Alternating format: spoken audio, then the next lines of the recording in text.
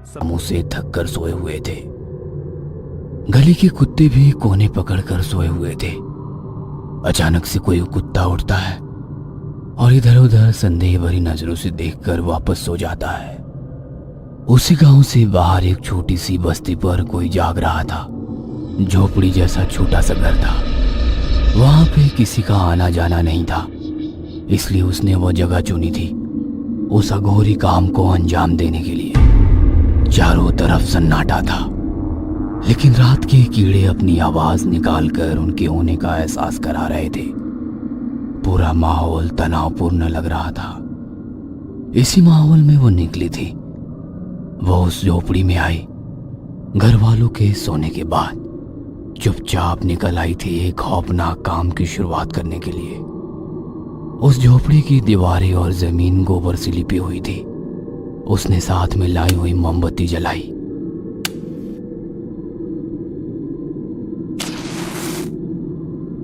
उस मोमबत्ती के उजाले में उसका भोला भाला चेहरा डरावना लग रहा था, लेकिन उस झोपड़ी में जो था वो उससे भी डरावना था। झोपड़ी के कोने में एक मुर्गा था। उसके पैर और पंख बंधे हुए थे। इसकी वजह से वो हिल भी नहीं पा रहा था। फिर भी जैसे तैसे उसकी पीठ से गुर्र गुर्र की आवाज निकल रही थी। उसने उस मुर्गे की तरफ देखा। एक अजीब सी मुस्कुराहट उसके चेहरे पर आई। उसने अपने बाल खोले छोड़े और मटके में रखा हुआ पानी सर पर डाल लिया। गीले बदन के साथ किसी मंत्र को बड़बड़ाने लगी। उसने कोयले का टुकड़ा निकाला और नीचे जमीन पर कुछ अजीब सी आकृतियां निकालने लगी। उसने 4 नींबू निकाले। उसमें अपना अंगूठा चुबाकर नींबू फोड़े और चारों कोनों में एक एक रख दिया। फिर उसने उस मुर्गे की तरफ देखा। उसने उस मुर्गे को उस आकृति के बीच में पकड़ा। मंत्रों का उच्चार और तेजी से करने लगी। उसकी आंखें लाल हो गई थी। उसने मुर्गे की गर्दन दबाकर पकड़ी। मुर्गा तड़पने लगा और एक अलग ही आवाज में चिल्लाकर उसने उस मुर्गे की गर्दन मरोड़ डाली। थोड़ी देर तक पैर झाड़कर मुर्गा शांत हुआ। उस मुर्गे के साथ साथ वो औरत भी शांत हुई। पूरा माहौल भी खामोशी से भर गया। लेकिन उसने शुरू किया था एक जानलेवा खेल, जिसको बोलते हैं काला जादू।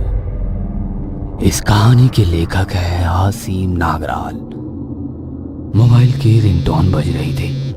उससे नितिन की नींद टूटी। उसने वहीं लेटी लेटी कॉल उठाया। आधी नींद में ही वो बोला, हेलो।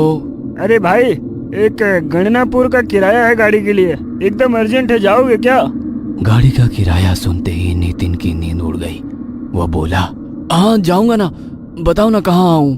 तो फिर जल्दी से आ जाओ, हम यहाँ सांगली नाके के पास रुके हैं। उधर से आवाज आई, हाँ अभी चाय पीकर निकलता हूँ। हाँ। इतना कहकर नितिन ने फोन रख दिया। उसने घड़ी देखी तो रात के 3:30 बजे थे। नितिन एक 10वीं पास लड़का था। कहीं नौकरी ना मिलने की वजह से कुछ दिन लोगों की गाड़ियों पर ड्राइवर का काम किया और बाद में अपनी खुद की टवेरा गाड़ी खरीदी। उसने जल्दी से मुंह हाथ धोए और चाय पीकर वो निकला। बस आधे घंटे में वो नाके पर पहुंचा। सामने अमोल खड़ा था। उसी ने नितिन को फोन किया था। उसकी भी खुद की गाड़ी थी, लेकिन वो भी गाड़ी एक तरफ से ठुक गई थी। उस गाड़ी के पास ही 5 लोग खड़े थे। उसमें से 3 बहुत ही तगड़े पहलवान लग रहे थे। बाकी के दोनों 25 के लग रहे थे। अरे भाई, क्या हुआ गाड़ी को? नितिन ने गाड़ी को देखकर बोला, अरे मैं ही इनको लेकर जा रहा था, लेकिन गाड़ी का एक्सीडेंट हो गया ना, तो इनको थोड़ी जल्दी है, अब तुम ही इनको आगे लेकर जाओ। अमोल बोला। नितिन ने गाड़ी चालू की। उसके बाजू में एक लड़का आकर बैठ गया। तीनों तगड़े लोग बीच में बैठ गए और एकदम पीछे राजू बैठ गया। इन सब में राजू एकदम शांत लग रहा था। बिना कुछ बोले चुपचाप बैठा था। अरे रस्सी रह गई यार। तीनों में से एक बोला। नितिन के बाजू में बैठा हुआ मोहन उतरा। उसने अमोल की गाड़ी से रस्सी निकाली और नितिन की गाड़ी में रख दी। रस्सी 2 इंच जितनी मोटी थी। ये रस्सी किस लिए है? नितिन ने पूछा। उसका यह सवाल सुनकर गाड़ी में सन्नाटा छा गया। कुछ सोचते हुए मोहन बोला, जरूरत पड़ेगी रास्ते में, चलो जल्दी, देर हो रही है।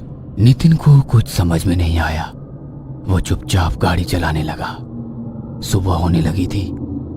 आधे से ज्यादा रास्ता कट चुका था, लेकिन पता नहीं क्यों एक अजीब सी घुटन महसूस हो रही थी गाड़ी में। कोई कुछ बोल नहीं रहा था। हमेशा कोई ना कोई पीछे मुड़कर उस लड़के को देख रहा था। पीछे वो लड़का चुपचाप बैठा था। नितिन ही बार बार सवाल पूछ रहा था, जिसका उसे बहुत ही कम शब्दों में जवाब मिल रहा था। सारे सवालों के जवाब से नितिन बस इतना समझ पाया कि वे सब लोग पास ही के गांव के रहने वाले हैं। एकदम पीछे बैठा हुआ लड़का, जिसका नाम राजू था, उसकी तबीयत खराब थी और उसके इलाज के लिए ही वे लोग गरनापुर जा रहे थे। नितिन को अब भूख लग रही थी। भाई चलो थोड़ा नाश्ता कर ले, बहुत भूख लगी है। नितिन बोला। कुछ सोचते हुए एक आदमी बोला, ठीक है, किसी होटल पर रोक दो गाड़ी, हम रोटी लेकर आए हैं, हम गाड़ी में ही खा लेंगे, आप जाओ होटल से खाकर आओ। नितिन ने एक होटल पर गाड़ी रोक दी। यार बहुत ही अजीब लोग हैं। मन ही मन नितिन सोच रहा था। वापस आने तक सारे लोग वैसे ही गाड़ी में बैठे थे।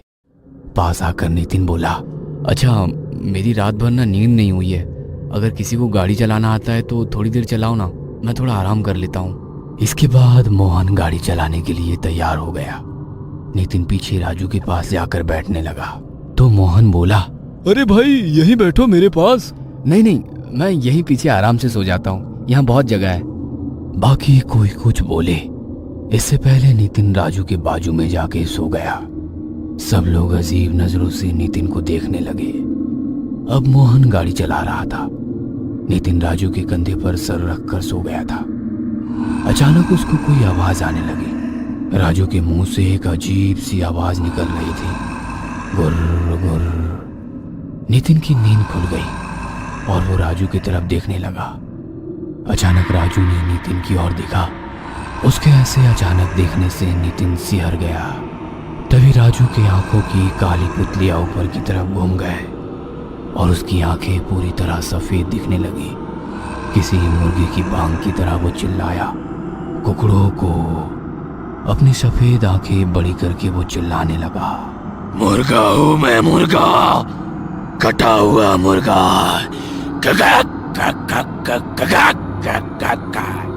उसको ऐसे चिल्लाते हुए देख नितिन डर कर गाड़ी की बीच वाली सीटों के ऊपर से उन तीनों लोगों के ऊपर आ गया। लेकिन उन तीनों लोगों को राजू के ऐसे व्यवहार की शायद आदत हो गई थी।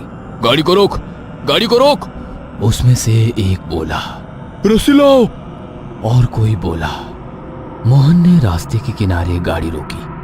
वो तीनों लोग उतरे और रस्सी से राजू को बांधने लगे। शरीर से राजू दुबला पतला था, लेकिन पता नहीं कैसे उसके अंदर बहुत ताकत आ गई थी। पहलवान लोगों पर भी वो भारी पड़ रहा था। उसका चिल्लाना जारी था, मुर्गा हूं मैं, मुर्गा, कटा हुआ मुर्गा। तीनों ने मिलकर उसको रस्सी से बांध दिया और उसके मुंह में कपड़ा ठूस दिया। वापस सब गाड़ी में बैठ गए। मोहन जल्दी चलो। बैठते हुए वे बोले। नितिन तो डर के मारे पसीने से भीग गया था। ये क्या हो रहा है, उसे कुछ भी समझ में नहीं आ रहा था। अरे भाई क्या हुआ है इसको? पता नहीं, पिछली अमावस की रात से ऐसा कर रहा है। रात को अचानक उठकर ऐसे चिल्लाता है। हमें शक है कि किसी ने काला जादू किया है। नितिन को अब पता चला कि रस्सी क्यों लाई थी। गाड़ी में अब पूरा सन्नाटा था। गाड़ी गंगनापुर पहुंच गई। मंदिर के पास आते ही राजू शांत हो गया। उन्हें दोपहर की आरती के लिए रुकना था। नितिन ने देखा कि उस मंदिर के बाहर राजू के जैसे ही और भी लोग थे और उनके साथ उनके रिश्तेदार भी थे। दोपहर में आरती के लिए सब अंदर जाने लगे। मोहन नितिन को बोला, देखो आप मत आओ, आप यहीं गाड़ी में आराम करो। लेकिन उसने सोचा, अगर यहाँ तक आ ही गया हूँ तो क्यों ना भगवान की आरती में शामिल हो जाऊं। आरती शुरू हो गई। तालियों और घंटियों के साथ मंत्रों का उच्चारण होने लगा। वहां राजू जैसे आए हुए लोग जगह पर ही झूमने लगे। कुछ औरतें थी, कुछ लड़कियां थी। सब चिल्ला रही थी, शायद दर्द से, क्योंकि भगवान के मंत्रोच्चार से उनके अंदर की भूत को तकलीफ हो रही थी।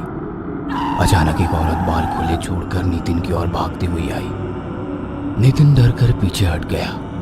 वो औरत दौड़ते हुए मंदिर के आंगन में जो खंबे थे उसकी ओर भागी। वो औरत खंभों पर चढ़ने लगी। वो इतने आराम से ऊपर जा रही थी मानो उसके पैर खंभों को चिपक रहे हो। ऊपर चढ़कर वो बीच वाले खंबे पर उल्टा लटकने लगी। देखते देखते उस खंबे पर बहुत सारे पीड़ित लोग आकर चिपक गए। राजू भी वहीं लटक रहा था। नितिन ये सब देखकर डर गया और वो वहां से भागकर सीधा गाड़ी में जाकर बैठ गया। थोड़ी देर में सब लोग वापस आ गए। राजू को देखकर नितिन दंग रह गया, क्योंकि अब वो मुस्कुराता हुआ एक आम आदमी लग रहा था, हंसते हुए बातें कर रहा था। उसको देखकर यकीन ही नहीं हो रहा था कि यह वही राजू है जो कल रात चिल्ला रहा था। सब लोग अपने गांव वापस आ गए। ऐसा कहा जाता है कि जब किसी व्यक्ति पर काला जादू किया जाता है, तब उस व्यक्ति ने अगर उस पर इलाज करा लिया तो जिसने काला जादू किया है उस पर ही इसका बुरा असर होने लगता है। ऐसा ही कुछ हुआ उस औरत के साथ जिसने मुर्गे की गर्दन मरोड़कर काला जादू किया था। अब उसको ही तकलीफ होने लगी थी। फिर उसने एक फैसला लिया। उसने और एक भयानक काला जादू किया, लेकिन इस बार राजू के साथ उसकी भी मौत निश्चित थी। कुछ दिनों बाद नितिन को मोहन दिखा। कुछ काम के लिए उसके गांव आया था। अरे भाई, कैसे हैं अभी राजू सेठ? नितिन ने पूछा। उसके इस सवाल से मोहन का चेहरा उतर गया। राजू तो गया। हम लोग वापस आने के बाद कुछ दिन अच्छे से गए, लेकिन एक रात अचानक वो चिल्लाने लगा और खुद के हाथों से खुद की गर्दन मरोड़ ली। उसकी बुआ ने ही काला जादू किया था। उसी रात उसने भी अपने ही हाथों से खुद की गर्दन मरोड़ दी। नितिन को ये सुनकर झटका लगा। लेकिन उसने ऐसा क्यों किया? जमीन जायदाद के झगड़े थे। नितिन वहीं बैठकर सोच में गिर गया।